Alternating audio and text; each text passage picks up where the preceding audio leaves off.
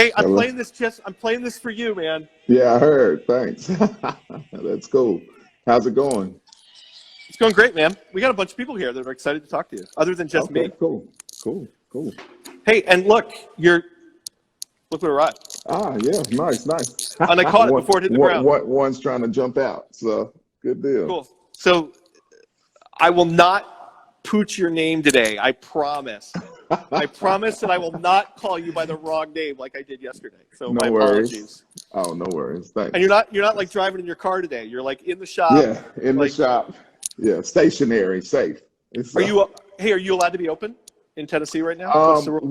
we are, but we're not. So we're not open to the public. We're just doing online, curbside, shipping, delivery, that kind of stuff. So we did a little tasting yesterday and had everyone spaced out, but we've been keeping it, basically production only here. So Got it. So I mhm. was I was saying that before. I said yesterday when we talked a little bit, and I said before we started today that like we don't really know each other. Like we don't know Right, each other at all. Like when I say we don't really know each other, we don't know each other at all. right, Like right, we've never right. met. Which is okay. Which is Yeah, well, it's a yeah. little goofy. Like We can somehow make that we can it's a make little it goofy happen. that our paths haven't crossed along the way since True. you are the chocolate king of Tennessee, and I'm not a chocolate king at all. Um, Okay. but um, but so like I don't know your story at all, and I think a lot of people like really don't Sure. know either. So hey, your marketing team just logged in, so you're Oh covered. yeah, Like yeah, like yeah. you know Making sure I'm good. you can have them Yeah. tell the story. They should know the story almost as well as you know the story, right? Right, right, right. Well, once upon a time, as they say. But no, from Memphis, Tennessee, as you mentioned earlier, we're right here, pretty much downtown in the medical district. But grew up here, went to school here. Actually went off to college at MTSU, which is in Murfreesboro, Tennessee. So I actually went to school for chemistry because I was planning to go to medical school. So that was essentially what I was doing, and then kind of along the way, got into the business side of things and ended up going into like corporate sales, branding, marketing, all of that good stuff. So I spent a number of years working for corporations, traveling around, living all over the place, doing a bunch of, for a good while in the logistics space. So dealing with shipping packages and negotiating tariff rates and all this other stuff. So which helps us now. Right. I have a strong background in packaging engineering, design, and all that kind of stuff. So, and then for a number of years worked in the consumer product good space and technology. So, learning how to market products, how to package products, how to sell products, all that kind of stuff. So, just kind of a very, very path or much different Right. paths rather. But living in Baltimore one day, and this was around 2007. Woke up at 2, 3 o'clock in the morning, and I was like, you know what, I'm gonna be a chocolatier. Uh, and it was pretty Clearly. much right, right, and it was pretty much that's how it happened. And a lot of things are fleeting, but for some reason, I woke up out of my sleep, and that became an obsession. So. Had you been a food? I mean, like, were you like a foodie? Like, was it like you'd always like anywhere you went, you bought a box of chocolate, or like you dug desserts? I mean, like, where does that like? I guess where does that Right. come How from? does that Right. happen? So a couple places, cool thing is, growing up, I have a younger brother. And so when my mom would take us like school shopping or if we were happen to be on off season from playing sports or something and we had to go to the mall with her, me and my brother would just kind of rambunctious. And so to kind of keep us, hey, chill out, she would actually buy us, kind of, and then we would get the Ivor chocolates back then. And so this was 20 something, 30 years ago. Right. So chocolates and that sort of thing. So that was one thing, she used to bake us chocolate chip cookies. My grandmother was a great cook, gardener and baker. So kind of grew up around all of that sort of stuff. Was always a fan of the Willy Wonka story from school and that sort of thing. So I think it was just a lot of the breadcrumbs along the way. Spent a lot of time in the arts. I have an uncle that's a painter and, professionally. And so just kind of grew up around all that stuff and, woke up one day again, for whatever reason, thinking, with the idea I'll be a chocolatier. And so I was just kind of beset on the path of learning it, on my own. So. Well, how do you, I guess that's a question. Like, how do you go from like little knowledge, I don't want to say zero, that's not fair, right? I mean, like to sort of marginal knowledge to like, okay, I'm ready to open a business and I'm ready to do this. I'm like, sure. What were the steps along the way? I mean, is it, I staged at, I got a job at I just, how'd that go down? Right. So, I kept my career and, honestly, I just spent a lot of time reading, researching and, tasting chocolate from a lot of different places and that kind of thing. One time I drove up to Portland, Maine, because I think some guys from Calibo were in town and kind of watched the demonstration. But, other than and this, it wasn't that far from Baltimore, but it's still a good little drive. And so, that's really what I did. I literally spent, 3 solid years just, and this is kind of how I am in general, just researching and absorbing information. And so I didn't stage with anybody, didn't know anyone to stage with, as a matter of fact. And plus with my travel schedule with work and all of that, most of what I did was self-contained. Pretty much all of it was self-contained. Right. And I've always been really, just done well cooking. So I've always been, I had that ability, and for a long time considered culinary school and kind of transitioning. But doing the career that I had, I stayed in that. So. Right. So like in the middle of that, like who are some people, like there's got to be some people or a book or something that's like an influence, like, so who are like 2 or 3 of those people that like, oh, I can do this and this is who I want to be, like who are those? Right. Well, I kind of looked at, definitely looked into Norman Love, followed his work and, and the Christopher Elbows and, and then I spent a lot of time, honestly, learning about the history of chocolate and like where it came from and how was it manipulated. I have several books back there, kind of learning about formulation and all that kind of stuff, and using my chemistry background kind of helped with that. But there were a number of guys. There's Eclat, which is in like near Baltimore, and so just kind of tracked a few people, watched what some of you guys with the equipment were doing, and picked up a book here and there, and just kind of started making my own way. What's kind of cool is that 3 of those people you just mentioned, which is Norman, Christopher Elbow, and Chris Curtin from Eclat, have all been guests in the last 100 days. So like, awesome. like Chris, Norman actually taught the very first non-school professional class I ever took. Right. Okay. He doesn't remember me, but he was actually he was in the kitchen my very first day professionally doing like this dinner at the Ritz-Carlton I was at, and like I tell him the story every time we meet, and he's like, "Yeah, I don't remember you, Brian. Like we're friends now, but I don't remember you." I'm like, "That's okay, Norman. I was a cook 3. You let me clean plates for you. We're good." And then Chris Elbow, is a pretty, like you said, he's a pretty awesome dude too. Kansas City. So. Oh, totally, and but I think those 2 guys really, pushed on that. Norman was really the first person using color in North America, right? When there wasn't color in North America, where he was making his own color cocoa butter, and he told us that story too a couple of weeks ago. And then, Chris Curtin, on the other hand, is a little different, right? I mean, he's like pretty traditional European. Yeah, more rustic European. Yeah, very, truffles and caramels and things like that. So, yeah. Right. So I was told that I'm the one making noise because I'm like, my microphone is clicking something, so I'm going to take my jacket off, even though it's freezing in the kitchen today. So it's always cold in our kitchen, right? That conversation, by the way, was your marketing department and my assistant, like figuring out what I was doing wrong, like because I can't figure out what I'm doing wrong on my own without like people like that to save me. We need folks like that, so for sure. Cool. So hopefully that has eliminated the clicking. I'm supposed to get we were joking yesterday.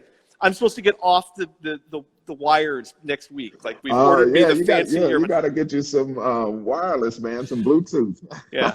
Okay. So now you've been Okay. learning. You're still in Baltimore, and like, Sure. but you're going to open this chocolate shop, and you're going to. I assume you're going to go home. Yes. You said you're a Memphis. Right. You're a Memphis guy, so you wanted to do that in Memphis. Absolutely. So just kind of, chain of events and things like that. Ended up moving to Memphis for a position, and so took that. I selected that area because I had a couple options, but ended up in Memphis, and that's when I really kind of dug in and started really making chocolate. And like I said, even talked to some of the guys. There's some chefs out in a couple companies in Vegas that I talked to about. This is when I originally said, you know what, I'm going to do the whole hand rolled and, kind of European old world stuff. And I was like, yeah, I'm not going to be able to scale this very, very well. So that's kind of began my introduction into, polycarbonate molds and all this other stuff. And, really being, like I said, once I got to Memphis and had a real grasp for just chocolate in general, then that's when I was like, you know what? I want to start putting blue cheese in chocolate and, putting sweet potato in chocolate and, any number of ingredients. And since then I've made, caramels with sea urchin and stuff like that. So yeah, I'm not sure about that one, but it's good. Good. All right. Well, I'll refrain judgment. We're going to taste it Yes. at some point today too, which is the first time we've done that, by the way, on this. Awesome. We haven't like tasted together. At a first. And I don't know what you sent me either, but we'll look at that in a little bit. It looks like there's hot sauce in here. Yeah, there's one, I believe. I don't know what you put in there, but I know you have the Caribbean hot sauce in there. You probably have the blue cheese one in there, I believe. That one's the blue one, right? Yes, the blue and white one. Yep. Yep. That's it. Yeah. Cool. Yeah. So we'll get to that in a little bit. So, okay. All right. So you're now in Memphis, and you're like you're plotting the plan. Like you put the business plan together. I'm assuming. Sure. Sort of. Sure. Kind Yes. of. Yeah. And like, yeah. Who else is doing chocolate in Memphis? Or what were like in your head? Like, who are you? And not that you're gunning for somebody, but you got to be different than Sure. somebody else, right? And you got to try to do something that's your own. Like, who else is Yeah. doing high-end chocolate in Memphis? Well, to be honest, no one was doing high-end chocolate. I mean, if there was a, and they're still around. There was an older chocolate company, but they're doing kind of, the novelty thing and, different things like that. But no one was doing high-end chocolate in Memphis, especially when I started doing it here. And really, they're still not. But how long? So when did you open? So I opened officially. I started the business in 2012, and then in November, and then the following November is when I opened the store. So November 2013 is when the store was open. So yeah, so it's been, what is this, 2020? So it's been 7 years now. So the leap of faith, quit my job, I'm all in. Like I'm all in. Yeah. That's been the expression in the last couple of weeks. Like I'm always super impressed with people that are willing to I got this. Like I'm going to do it. Like I don't have another choice. Like I had a dream at 3:00 in the morning. I'm going to do a chocolate. I'm going to spend the next 5 years of my life figuring it out. And then I'm throwing away this career that I've worked on for 15 years. And hopefully I'm not going to have to back move in with my mom because I can't pay my mortgage anymore. Right. Well, I'll tell you what it is, or what it was. I've always had this entrepreneurial spirit. I realized, I remember my sophomore year in college working in a call center. And I think after about a few weeks, I was like, yeah, I'm definitely not doing this for the rest of my life. So, and it was more about, I wanted to be able to essentially control my own time and cadence and things like that. And so, although I had, worked for great companies, but I always had this pull to do my own thing. And I think, any true entrepreneur, they're just never satisfied by, I guess the status quo, or just, because I also said, look, if all else fails, I can always come back to this, I can get a job somewhere. But, I never, really put together a plan B, because I was like, yeah, we're going to stick this out. And, hell or high water, it's been, hey, so. Yeah, but I've heard that. I mean, I think there are people that I've heard that expression, like if I have an exit strategy, if I have a plan when it doesn't work, then I don't have to make it work. Right. And I guess I don't know. Like, I've not taken that leap.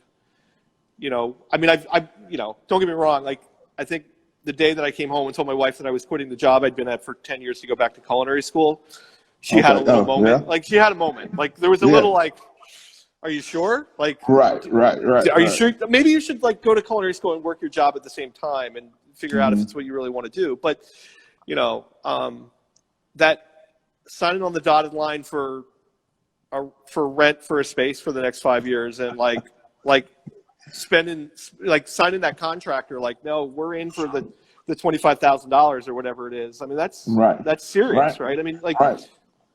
And even more so, once you start bringing on employees and things like that, and then you're responsible for other people's livelihood. I think that makes it even more real. It's one thing when you're kind of, like even in the beginning, it's just me.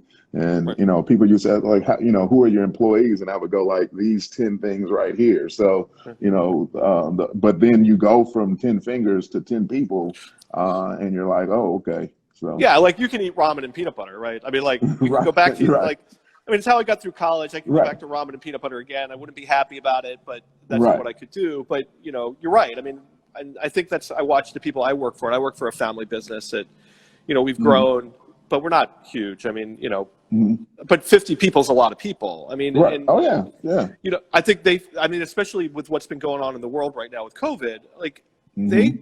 it was hard, right? They know that people rely Sure. on them. They rely on their jobs. And if that job is gone for Right. whatever reason, Then whether it's their fault or not their fault, right? Like, right. whether it's because the blue cheese didn't go over and we're now not popular, or the global pandemic happens, right? Yeah. Um, Matt Cirque. So it was a little. I didn't get any loans really. So mostly self-funded. I have a partner as well. So yeah. And then, but no, to your point, yeah, I think the COVID-19 and just the times right now have really shown us, how important small businesses in particular are, and these family-owned businesses that employ 5, 10, 50, 100 or whatever it is, right. number of people, how valuable and impactful that is, particularly when, things become thinner. So, Yeah, I mean, I think it's,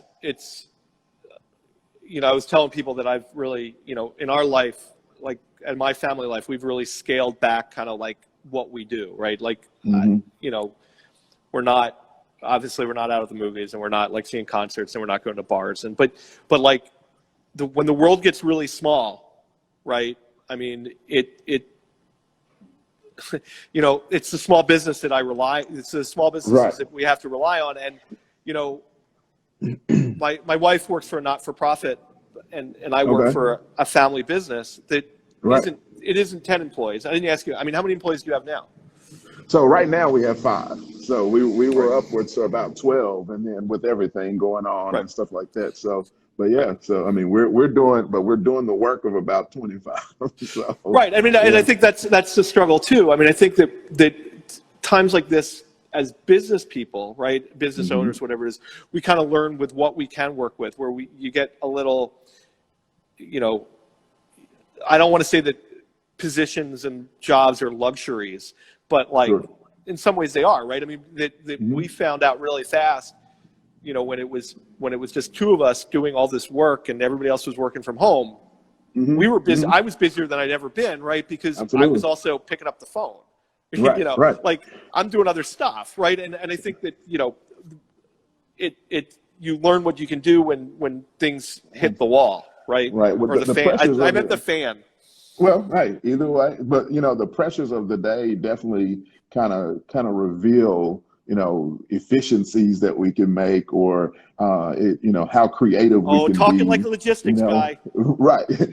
Being, pivoting and being creative though is definitely necessary.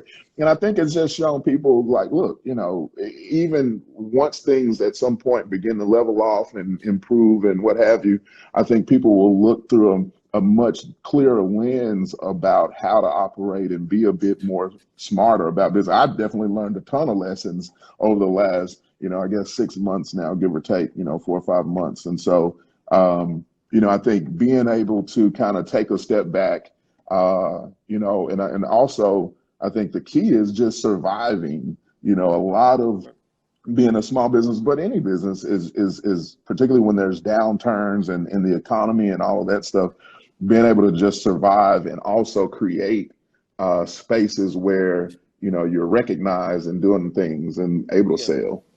Yeah, that was something that whatever the last economic downturn was, I had a friend that was Mm-hmm. working in he was directing a lot of the R&D for Dunkin' brands, right? And Okay, global company worth hundreds of billions of dollars. But sure. whatever, at that point in time, they were spending more money on innovation than they were before. And the Yeah, premise was, it's like, if we're gonna survive, like our pockets are deep enough to survive because they're a big true. corporation. But when we come out of it, we can't.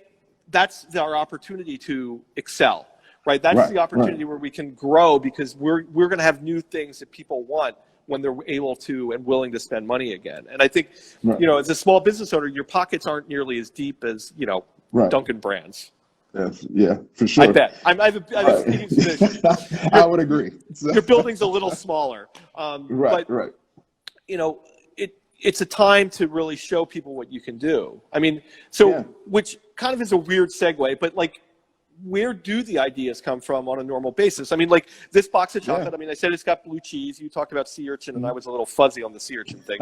But like, where do the inspirations come from? Yeah, yeah. I mean, so I've always had just like a crazy imagination. So honestly, I spend a lot of time daydreaming about chocolate and flavors. And, this is really my way of storytelling. Authors are always thinking about, how to narrate their next story or next book. I'm constantly thinking about, well, and I'm very much a relationship person, a people person. So, people, places, things, food, drinks, I'm Right. kind of taking it all in. So like typically I'm not just eating something for the sake of eating something. I'm also thinking about, what if, for whatever reason, what if this were a chocolate? That's just kind of how I've been wired. I'm driving down the road thinking about, what's our Christmas collection going to look like? So, or taste like. And Hmm. so I spend a lot of time, and then I read a lot. I study a lot about food. I'm always talking to distillers and vintners and learning what's coming out. So I'm just taking in a bunch of information, and then I just try to figure out how to filter it into, or filter it through, and make it into something that's chocolate. So But there's no like homage to Elvis on here. Like you need like you need like an homage to like an Elvis Oh, praline, right? gotcha. Well, we do have a Taste of Memphis collection that has A fluffernutter. Elvis, some pretty much, yeah. It's a peanut butter banana chocolate. So yes, a fluffer nutter. So Well, you also um do, but I mean, you do some chocolate covered bacon. I saw from the website too. oh yeah, yeah, chocolate covered bacon, it is good. And I mean, it's a very popular thing. We do turtles as well. So we do these really huge, should have sent you that too. And just it was a crazy day yesterday. But What's but your yeah. favorite piece you do? Like your favorite So piece?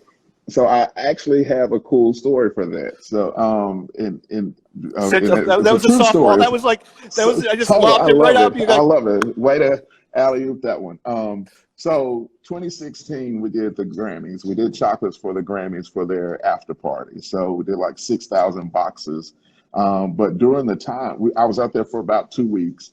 One of the weeks we were there, I was just backstage, hanging out, doing chocolates, whatever. So got an opportunity to hold hang. on. Who's the best person you met while you did the Grammys? Like who's the guy? Well, Who's the person? Or that this is gonna be the story? that's Okay, I'm part of sorry. this All right, story. cool. Yes. No, My no, bad. you're fine. You're fine. But got a chance to hang out with several people. But to answer your question, the story derives from getting the opportunity to hang out with Stevie Wonder for a little while. About an hour or so, just talking. Literally Stevie Wonder, me and him just chilling out, talking backstage during rehearsal one day, and talking about recipes. He was vegan then, and he's vegan and telling them some vegan recipes and stuff like that. Um, but then a reporter just happens to come over and ask. He was like, "Hey, Mr. Wonder, tell me your favorite, the favorite song you've ever written." And he was like, "I haven't written it yet." And I looked over at him and said, you know what? I'm still in that, because I get asked that question all the Right. time, and I never had a specific answer. And the truth of the matter is I haven't made it yet, which is why I'm continuing to make chocolate after chocolate after chocolate, searching for that favorite one. Of course I have ones that I really like and that sort of thing, but in terms of my favorite, that it doesn't exist, which is why we keep making chocolate. That's cool. What So one that's did my Stevie Wonder story and my favorite chocolate story. so my assistant Beth, who's Mhm. in the building somewhere else, probably watching Okay. because she bailed me Oh, out on the clicking noise earlier. So okay. her fiance is like the big Stevie Wonder fan. Oh, Like okay. has seen him Yeah. like 37 times or something. So the fact that there's a Right. Stevie Wonder story now, I feel like I've invested Beth in the whole conversation. Though I'm not Nice. sure she loves Stevie's quite as much as he does, but Hey, at this hey, point, but it happens. still So awesome. all Yeah. right, what's your second favorite chocolate that you've made? So my second, but in terms, the blue cheese is probably it's actually one of our most popular ones and probably one of the most fun ones I like to talk about. And then the Mama Jean chocolate is probably the one that's most near and dear, because it was the first chocolate that I made when I started doing my own thing, but then it's really patterned after in honor of my grandmother, who was a big cook, a master gardener, and that one of the things, they had some land and they grew sweet potatoes and that sort of thing, and she always made sweet potato pies, which I actually didn't really like growing up, but it was just it kind of made sense when thinking of the chocolates that I would make. That would be one. Of course, I make a Memphis barbecue one, Right. because this is Memphis. So yeah. So two things. One, I did a sweet Okay. potato and marshmallow piece like 10 Okay. years ago, right? Okay. And Yeah. I think clearly you're from, Memphis and I'm from Buffalo, because like my Right. sweet potato and marshmallow here was not a winner. Like people were like, Okay. why sweet potato? And it's like, Right. well, Right. because, and my Right. story about that is kind of the same. My stepfather was from rural Virginia, and there Hmm. was sweet potato wasn't perceived as like savory. Like sweet Sure. potatoes were like drenched Right. in like Dessert and butter and sugar and cinnamon, and like they were on the dinner plate. Don't get me wrong, Right. or they were in a pie, Right. but they weren't Right. a potato, right? I mean, Right. Right. so that's my sweet potatoes. What piece did you put that you were sure was going to make it and didn't make it? Like that piece that's like, Um, oh, they're going to love this. This is the best thing I've ever done. Right, right. I'll tell you one that I did that I even was like, whoa, this is not that great. So was a bee pollen and beer hops chocolate. So because I was at the time, and we worked with a number of brewers since we just had started working one, and they gave me a bunch of hops, and I was just feeling froggy that day, I guess, and so made something with. And I think I just happened to have some bee pollen, and it was just one of those days. Let's throw some stuff. And I had never used beer hops before. Kind of on their own, when you smell them, they seem pretty harmless. But the pollen from the beer hop is where all the strength is, and so it was just one utterly bitter piece of chocolate, and so it wasn't that great. So There wasn't a lot of love. Like wasn't a across. lot of love for that Did one. you even put So. it in the box? Or did it even make it in Oh the box? no! I didn't even. I let a couple people try it and was just like, no, let's not do this. So Got it. yeah. But for the most part, I tell you, I spend a lot of time cooking or making chocolates in my head, kind of like playing chess. Like a Right. chess player.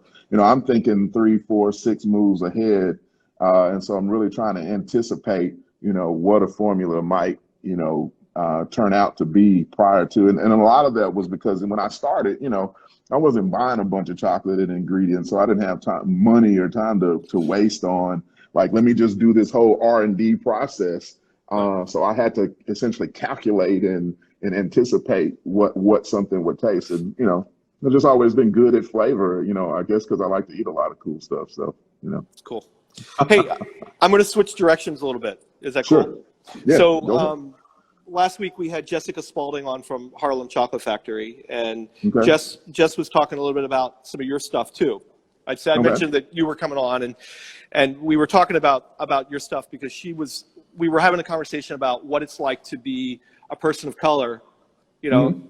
in America right now, or not Sure. right now, but in general, Right. and about, what it's like to be a chocolatier, because there aren't a ton of African American chocolatiers. Right. There Absolutely. aren't, and so there's not this sort of, like I asked you about staging before, and you mentioned Right. some people that are really well known, and Right. but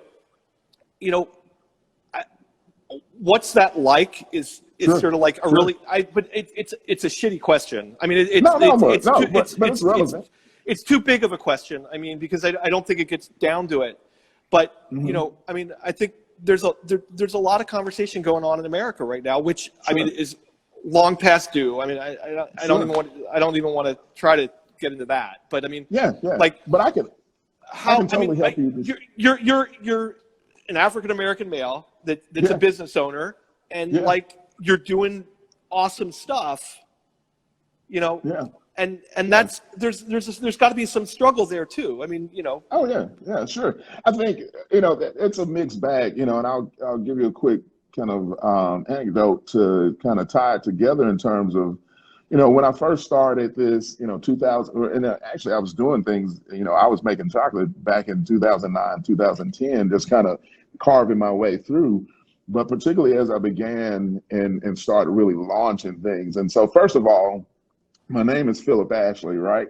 So a lot of people, when they saw me coming, 6'2", 275, 300, black guy coming in, they were like, well, okay, where's Phillip Ashley? And I'm like, right here. So, so then I would also get, oh, well, hey, Phillip, where's Ashley? Is that your wife or something? No, it's all together. So it was never so it was always in the beginning kind of, first of all, getting people to relate me with the company in terms of a visual. And like you said, there weren't any mentors or anyone that looked like myself, particularly back then. But, in terms of, struggles with business and things like that, most of that is pretty much apropos for what most small businesses go through. And, of course, there's challenges, in terms of equitable opportunities and things like that. But one of the things I've always done a really good job and tried really hard at is building relationships, across the board. And a lot of that goes to my parents. My dad was a basketball coach. My mom ran a medical practice. And so, I was always around a lot of diversity. And so I had I was fortunate enough to get an education, and then also and even, for my grandparents being shown, my grandmother back in the day used to clean houses and things like that. But my grandfather ended up owning his own construction company. And so just got an exposure to, again, how to kind of maneuver in multiple situations. And so but again, understanding that, it's definitely a challenge, when in any situation, but being Black in America and being a business owner can also be that much more challenging, just because of systems that are out there. And so I just really try to work hard to understand those systems and maneuver them as necessary. So, and then just at the end of the day too, I have the good fortune, and I always say, look, I'm making chocolate. It's fun. We're not trying to save the world. We're just trying to make it taste better, one chocolate at a time. And so chocolate tends to help open up people and make them a bit different, because, our customer base is wide and varied. And so, okay. Yeah, I guess the hard part is that, for me, kind of listening to that, not having experienced that, like not having a real handle, is it's you having to use the word maneuver, right? Says that it's different. Like, Sure. and I guess that's the hard part. And again, I don't want to harken back to last week, but Jessica and I spent some time about on the word privilege, right? And like, and I never really considered myself privileged, right? I mean, like, my parents both worked. My stepfather was a veterinarian. My mom was a third-party biller, but I went to that prep school that on a scholarship, and so I wasn't privileged. The kids that I went to school with were privileged, right? Like because they had nicer cars, right? And so I think I mean, in our family, we've had to like re-identify what that word means and how we. Sure. It's not enough to just say, okay, I'm going to teach my daughter to love people and not treat people differently, right? Which 3 months ago was probably enough for me. Like that was enough for me, but now it's not enough for me. Like that's not enough. Like, what are we doing to change that so that it's not about maneuvering? Like you shouldn't have to maneuver because of the color of your skin. Like you just shouldn't have to. Like that's wrong. And that's the thing that I was going to say. You know, the primary thing is this, that, you know, and privilege even can be wide and varied, but at the core of it, what it really is saying is that, you know, no person should be, you know, considered to deserve or get more simply based on their color of skin, you know, or have the opportunity or option for more. You know, particularly when you hear those stories of bootstrapping it and all those kind of things, it's like, well, it's a lot easier when, you know, you're in certain elements or you're perceived a certain way simply because you look a certain way. So I think that's the main story behind, you know, privilege. And again, like you said, in maneuvering. And so, yeah, there has to come a time where it's not so much about maneuvering. It's just about, okay, all right, let's run a great business. Let's put ourselves in the best position to access resources, access capital, and so on, build the relationships as necessary. And again, that's what I've worked hard to do. And then also show others like myself how to do that in spite of, you know, again, there's numerous challenges out there still. And, you know, I mean, but like I said, you know, if it's not a challenge, we'll figure a way around it. So we've got to, and now with the climate and people becoming more aware, I think a lot of it is just because people are sitting at home now, so their attention span is open. You know, in terms of, you know, you're not moving around all over the place, but you know, you get busy and you don't pay attention, and so now people are less busy, so they're starting to pay more attention. So I think things kind of happen for a reason too. You know, be it, you know, horrible, the things that kind of catalyze, but you know, hopefully good things come from it. So. Is that, but I mean, so, I mean, is that different in Memphis than it was, you know, you said you moved all over. I mean, is Memphis a different environment than Baltimore or, you know, I don't know. Like in my head, you know, I mean, the catalyst about what's kind of happened in this country happened in Minneapolis. And in my head, Minneapolis is this progressive, you know, liberal place that things like that aren't supposed to happen. I don't want to say shouldn't happen because they did, right? I mean, you know, and in my head, you know, culturally that should happen somewhere else, and that sucks too. Like that statement makes me uncomfortable saying it, but you know, is Memphis a different place? I mean, could you have done what you did somewhere other than Memphis, or was Memphis sort of the right environment because progressively or whatever? I mean, is that? I'll say, well, I could have done this elsewhere, but what I'll say that, you know, the thing that I love about Memphis is that, you know, Memphis provided a great or fertile ground for creating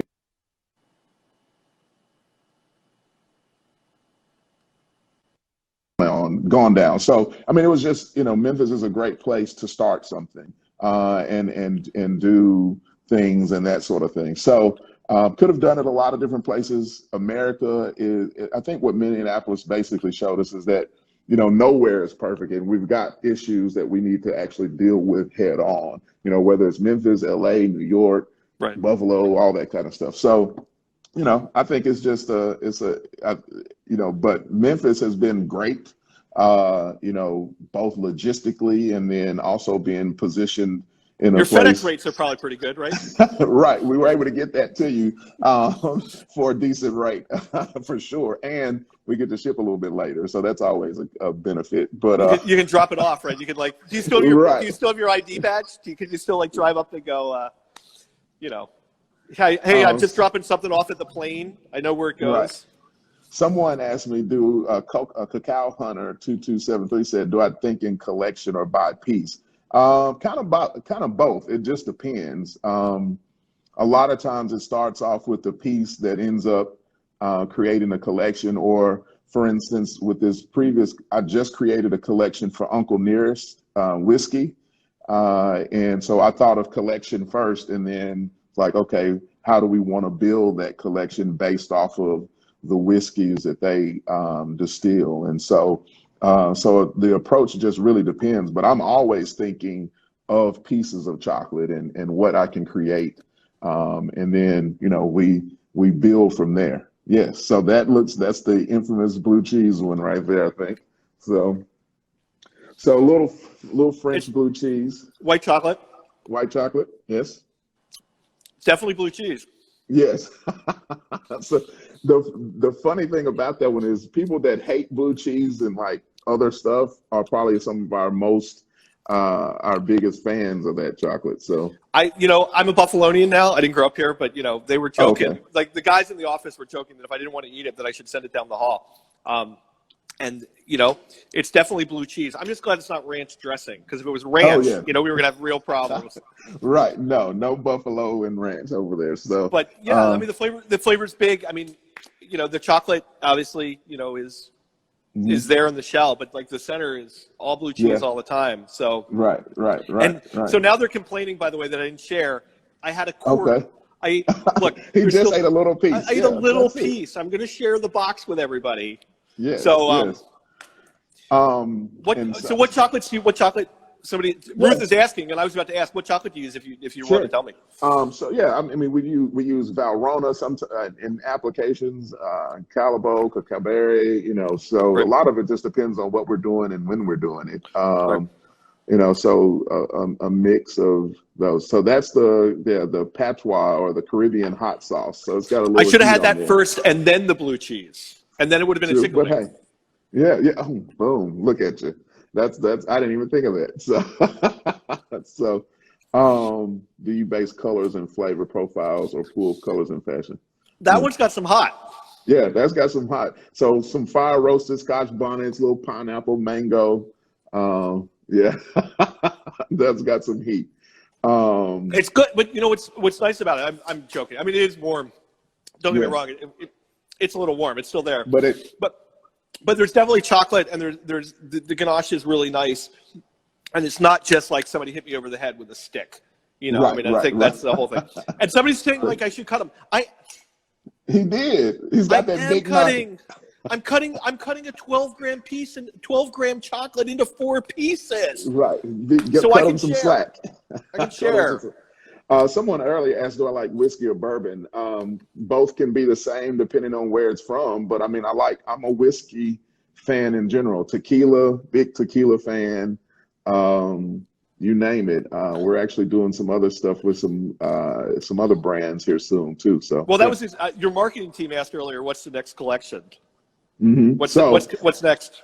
So our next collection is actually with Saint Germain. So it's actually the French pronunciation is much different, but we created a chocolate, or 2 chocolates actually, for that brand that's going to be really cool, and we'll be doing a live demo Tuesday on actually not on Instagram, but we're doing a live demo about pairing the chocolates with cocktail with one of their North American ambassador. Look at that.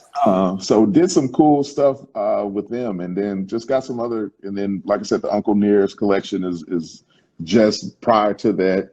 And then before that, we did a whole box inspired by women. So 24 pieces, 24 women, Ellen DeGeneres, Meghan Markle, Serena Williams, Tracy Ellis Ross. Basically did a bunch of research on those women and like what they eat, what they do, and all that kind of stuff, and created it. But yeah, so.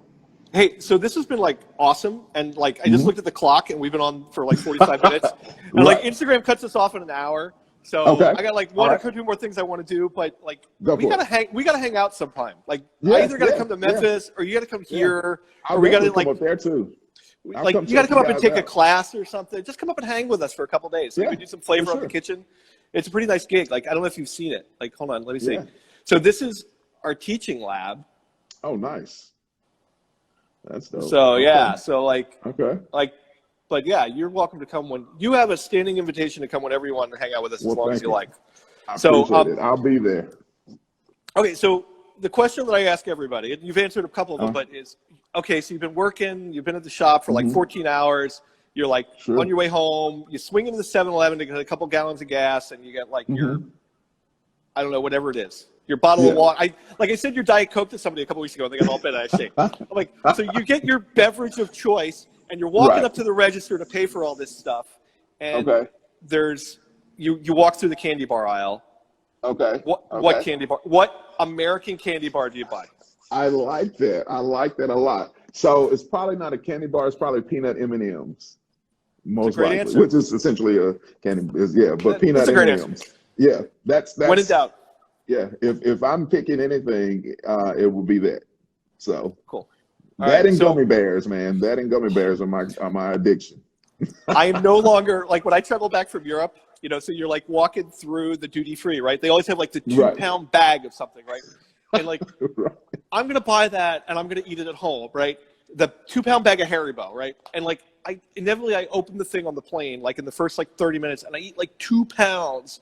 Like, I get off the plane and I'm in customs, like, going to die. Like, and people are Right. looking at me like, you okay? I'm like, yeah, I just ate 2 pounds of like gummy cola bottles. Like, Right, no, right. I'm not okay. Yeah, sugar high for sure. Okay. All right. Anyway, so we All got right. that in common. So we can come up with some like gummy bear recipe while you're here. Yeah, that'll work. That'll All work. right. So you get to plug. You get to plug first, and then I get to plug second. So you get to All plug right. whatever Well, you want to plug for like 30 seconds. all right. Well, cool. Definitely check us out online at phillipashleychocolates.com. Chocolates with an S, Phillip with 2 L's. You can also follow my personal brand at Phillip Ashley. So PhillipAshley. So all the kind of shenanigans and chocolate cool stuff we do is really over there, you know, and this is very straightforward in terms of like product and all of that. But yeah, just check us out. We ship across the country. We try to have fun with chocolate and, like I said, just do cool things, particularly as the holiday comes up. But yeah, we just love, I always say every chocolate should tell a story, man. And I love telling stories that taste like chocolate. So You've done that before. That's not the first time you've done that. Like that little video. got a little practice. Got a little. I'll I answer do Eric's have question. Yes, in Memphis, in the medical Yes. corner. Eric must have been a little Yes. late to the party today. Eric's No usually like worries. right on board, but cool. And so we're 1200 Madison Avenue, by the way, for Cacao Hunter. So yes. nice. And so we're Tomrick Systems on Instagram, which is probably how you came over. We're TomrickSystems.com online. I'm Brian Donaghy on Instagram, and my Instagram's like yours. Like there's chocolate every once in a while, but really it's about, like, the other day I posted this picture of a shadow in the lab, and it was like, Okay. why? I'm like, because it was cool, man. You know. There you go. Yeah. And then what else? You know, tomatoes in my garden.